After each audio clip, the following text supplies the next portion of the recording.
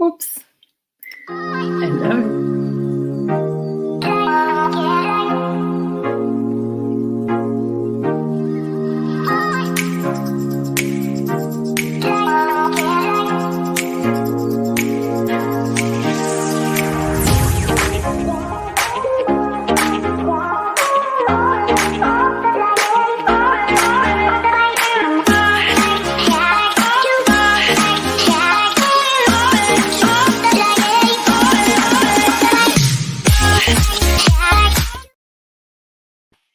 Hi, online crew. Should we lead with the products or the business opportunity to be successful in social selling or network marketing, MLM, whatever you want to call it? What do you think?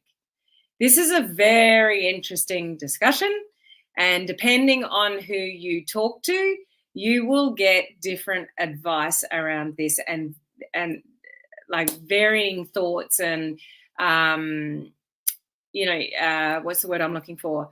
Points of view, I guess, around this. So I'd love to know, if you're watching live or you're catching the replay, what do you lead with? Do you lead with the business opportunity or the products? And this is important if you bring people into the business. As far as duplication goes, what are you teaching them to do underneath your wing? If you bring people into your business, what are you sharing with them to do? Or maybe if you don't have a team yet, but you aspire to, what do you think you'll teach them? Do you think you'll teach them to lead with the business, or do you think you'll teach them to lead with the products? Or it could be a service. Doesn't necessarily have to be a physical product. It could be a service. So what do you think is the right thing to advise people to do? Let's have a chat about this. The reason why I'm talking about this is because somebody just said to me, just recently, I have no idea what to teach my team when it comes of business opportunity versus product, because all the leaders are saying this and the corporate are saying that, but I feel that I should do this and that this is more achievable. So sometimes there can be a little bit of a conflict with what is taught within certain teams and from leadership and corporate and those kind of things in various companies. So that's what I think we should have a chat about today. If you're here with me live, please say hello. Let me know you're here so I can give you a shout out. Hello, Shirley. Good to see you on. We've got Sharon here as well. Shirley said products because I can't make money if I don't make sales off my own team. Products because I can't make money if I don't have my own sales off my own team. Okay, so that might be how your comp plan works. You have to have your own product sales before you're eligible for commission in your company. Maybe that's what you're talking about. Facebook user products because I have a small number of products and want them to be really in love with the products. Okay, so that's probably more your experience of being passionate about the products. But let's have a chat about this.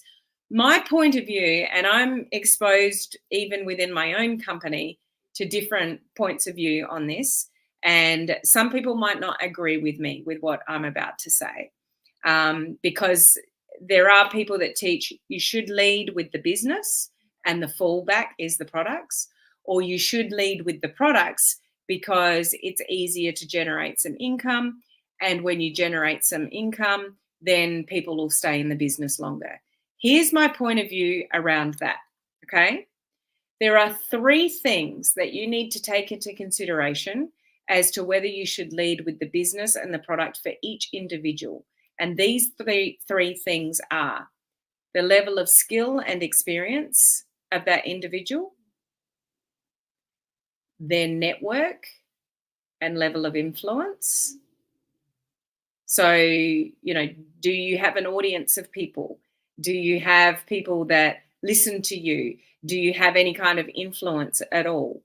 So your network and your influence. And the third one is the personality of the person. So which way you would point somebody in depends on those 3 things. You have to take that into consideration. Okay? So there are people that will share with you, lead with the business opportunity, because if they say no, you can fall back on the products. Other people will say absolutely products. I mean, if your comp plan relies on it, that's a different thing to take into consideration, but because it's a little bit easier.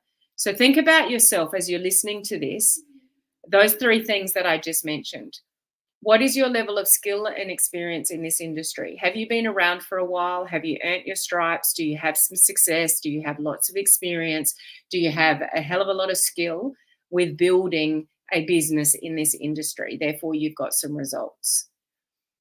Do you have a network of people already? Have you already done the hard yards? Have you already got an audience of people when you put a post out there that a lot of people are commenting on it?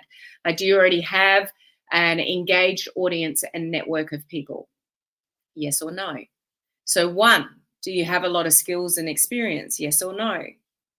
2, do you have a large network of people and people that are following you online and a large network of friends and followers on social media? Yes or no?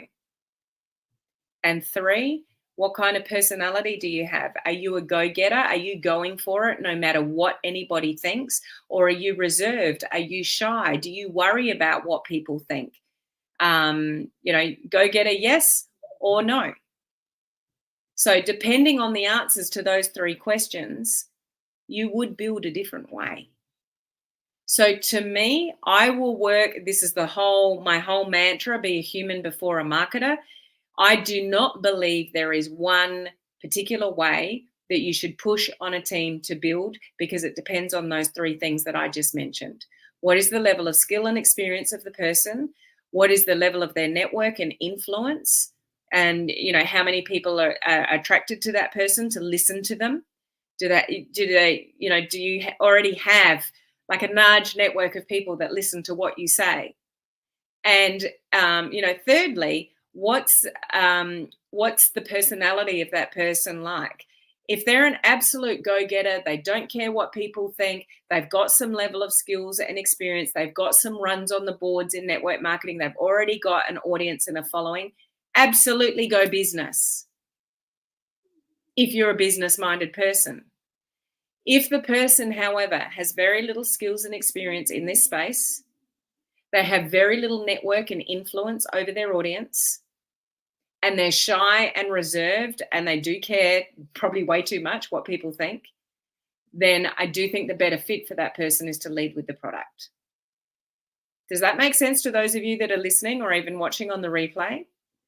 You have to tailor, in my mind, I don't think any team should teach to somebody, do it this way, when they're not taking into consideration those 3 things that I just mentioned.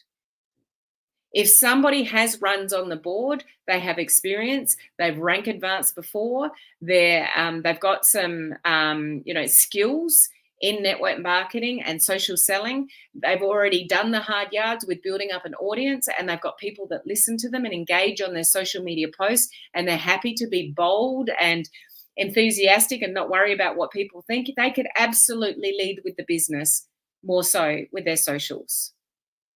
If, on the other hand, you've got somebody with the reverse side of that, not many skills, not many experience, not much influence, then you are better to lead with the product, because it is easier to share that journey and that story.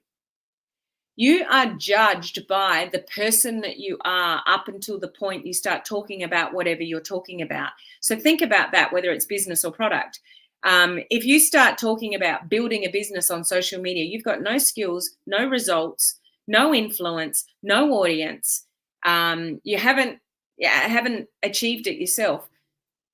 What do you think people are going to think when you start talking about building a business online?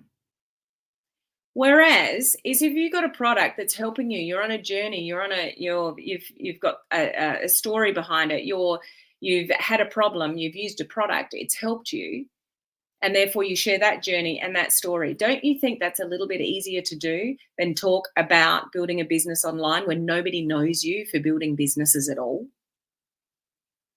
So if you've got a business background, people know you as being a business person, people know you as growing multiple streams of income, you've got runs on the board, you're a little bit of a leader, you're positioned that way, you've earned those stripes, and you're happy to talk about it, then that's a different story to somebody that is really reserved, really shy, hasn't got any runs on the board, has no skills, has no experience, and has no influence. So for me, being the human before the marketer, I would be talking to a new person that joined my business, and I would be asking them these questions. And I would be saying, drawing out all of these things like, okay, tell me a little bit about this, this, and this. And then I would guide them to what I believe is going to help them be more successful in their business with leading with business and product. I also believe that doing a bit of both is probably the best scenario. So if you can we know what it's like in this industry, if you can get somebody to have some success quicker and they get some runs on the board and they get some income in, they're more likely to stay. For the most part, across the board in the industry, that is most likely going to be achieved with product to start with. But if you've got somebody that can do that, but also has been in the industry before, has worked with somebody before, even if they have a smaller network, they don't have much influence, but they've had a little bit of success, like they've had some customers and teammates before in another business, then they could do a bit of both, and that's the best scenario. If you can get them a bit of traction on both sides, depending on your company and your comp plan, like my company, we can build on both sides of the comp plan. So there's merit in, doing both if you can. The only exception to the rule is if you come across a personality, like somebody like, rest her soul, Jessie Lee. She's passed away now. She passed away last year. Some of you might know her because she's basically was the number one income earner in the entire industry, keeping companies, out of the equation there. But there are people like that had no influence, no network, no success, down and out, but have an absolute drive in their personality to make it work. And they're on a mission, and their whole personality is driven around making it work. And I don't care who's going to stand in my way. This is where I'm headed. This is where I'm going. Come on the ride with me. There's the odd person like that doesn't necessarily have the skill and the experience. They don't necessarily have the network, but they know where they're going, and they're like, don't get in my way. And they don't care what people think. That kind of person can be like a Jessie Lee with no credibility, no influence, no experience, no success. But once you've got that, if you've got that kind of drive and you've got that kind of inclination to know where you're going and you're going on the journey and no one's going to stop you, then that person could lead with the business because their personality overrides. Do you see what I'm saying with how it's different depending on who the person is? And this is where I believe, with my mantra of being a human before a marketer, talk to the person about those three things. See where they sit, see where their drive is, see where their level of experience is, where their level of influence is. If they've got experience, they've got influence, they've got success, they've got runs on the board, then lead with the business. And you will find a lot of leaders that have already got success will run with the business. But if they teach somebody who's new with no influence, no skills, no network, and really, really shy to do what they've done, guess what happens? Not much. So that person would be better to lead with the product. Help your newest person get some runs on the board with some product sales, because they're not the same personality as the leader. They don't have the same success as the leader. They don't have the same confidence levels as the leader. So you can't expect a new person to achieve what the leader has. And yet this is what a lot of leaders are teaching in the industry. So for those of you that have got a team, or you want to build a team, my recommendation to you is to be a human before a marketer and work with the individual, as a human, and not just get in the psychology of the marketing side of it. We've got to build a team, we've got to build a team, we've got to build a team, because most people can't. If you're listening, would you agree that building a team is not the easiest thing to do? Sometimes even getting customer sales is not easy to do. But for the average person, getting a customer sale is going to be easier than building a team, on average.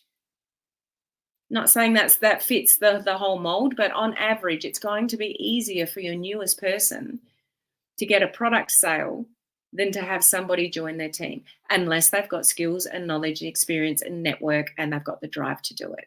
Does that make sense? I think this is an important conversation to have because there's a lot of leaders out there teaching their teams one way or the other. And, I believe in systems and duplication, but I also believe in being that human before a marketer and working with what's going to work with that individual, depending on those three things. So that's my take on it. The way you build your business, you have to make a decision between what your team is teaching and whether that's duplicatable for you and your team. It's great to have systems and everybody follows the system. But if you've got somebody, maybe the system is to sell product first, but they've had great success in the industry and they've got huge runs on the board. They've been a leader. They've got no inhibitions. They're just happy to go after it. Then they should probably, start with building the business rather than going and selling some products. So it's not a one size fits all. And this is where I think some people in the industry need to, have that more human approach to the individuals in the business and work with them rather than just having systems are great. Duplication is great. But if you plug somebody into a system that is not going to be a good fit for them, what are they going to do? Nothing. So it's just something to be mindful of if you're building a team. Okay. So just checking comments here. I love the idea of making the decision by each person on their skills and experience. Sharon, I need to start again after timeout. I'll be leading with the product when it finally gets here. Okay, good. So you've obviously made an evaluation for yourself around those three things about what you think you should do. Hey, Karina, good to see you on. Passion and drive. Yep, big one. That's absolutely the truth. I agree with you. Yep, both are hard work. No, it's not easy and nerve-wracking to build a team. Sales are easier. And yeah, bottom line, I'm not sure who that is, but let's always try to be a human before the marketer.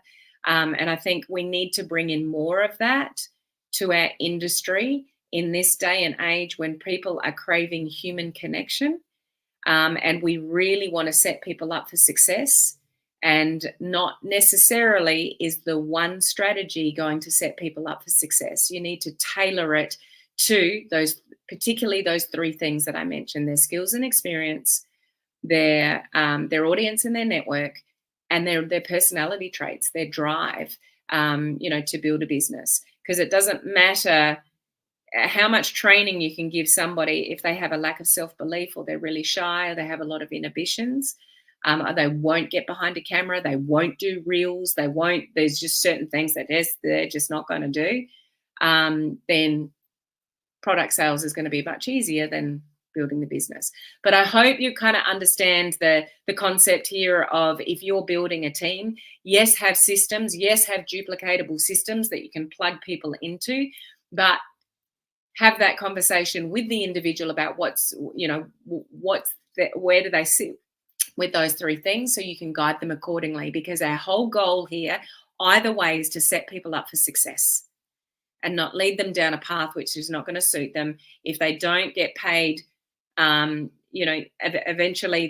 if they're not getting paid in any capacity, they're not going to stay in the industry. And our whole goal here is to get people to stay in the industry and feel supported and get wins on the board so they stay, and then they can teach their team the same things and you duplicate that down. Okay, so just food for thought. I hope that's helpful for those of you that have had a little bit of a struggle as to which way you should sit and what you should lead with. It doesn't mean when you lead with one, you don't talk about the other. You should always do a bit of both. If you've got a comp plan where you can build on both sides, if you want to make the maximum money possible, you want to build a team and sell products as well.